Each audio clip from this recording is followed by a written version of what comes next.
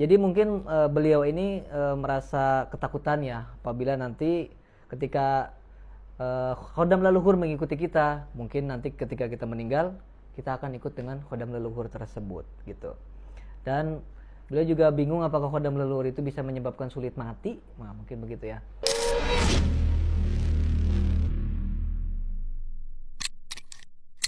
Kalau ada khodam leluhur, apakah nanti kita akan mati susah? Dan setelah kita mati, apakah kita akan ikuti mereka? Asli, sangat takut. Pertanyaan yang unik nih dari Mbak Sulis ya. Jadi mungkin beliau ini merasa ketakutan ya apabila nanti ketika khodam leluhur mengikuti kita, mungkin nanti ketika kita meninggal, kita akan ikut dengan khodam leluhur tersebut gitu. Dan beliau juga bingung apakah khodam leluhur itu bisa menyebabkan sulit mati. Nah, mungkin begitu ya. Jadi akan saya bahas nih. Jadi Mbak Sulis, kalau soal sulit mati atau sulit ajal itu sebenarnya bukan karena khodam dan lain-lain. Itu karena akibat dari perbuatan kita semasa hidup di dunia. Karena perbuatan-perbuatan dosa kita kepada Allah Subhanahu wa taala.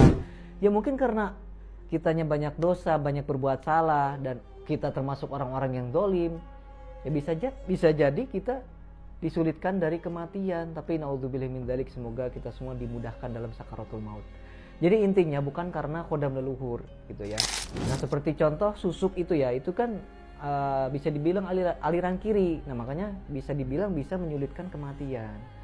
Nah, insya Allah untuk khodam leluhur ini enggak, aman. Yang pasti khodam leluhur itu masih dalam jalur kanan atau yang positif gitu ya. Jadi tidak menjerumuskan ke hal-hal yang negatif. Nah, terus kemudian apakah khodam leluhur itu nanti kalau kita udah meninggal kita akan ikut mereka? Enggak. Jadi khodam leluhur sama kita itu kan beda alam. Khodam leluhur itu kan dari bangsa jin, sedangkan kita bangsa manusia.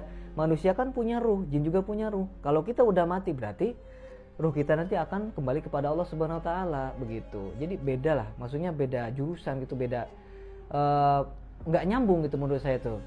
Justru kalau kita nih misalnya diikuti nih sama khodam leluhur, kalau kita meninggal nanti khodam leluhur ini kemungkinan besar akan turun lagi ke anak kita, anak dan cucu kita yang sekiranya mereka pantas untuk diikuti khodam leluhur tersebut gitu. Jadi akan turun temurun itu kayak tangga gitu, turun gitu sampai ke anak cucu kita, bahkan terus sampai ke generasi berikutnya.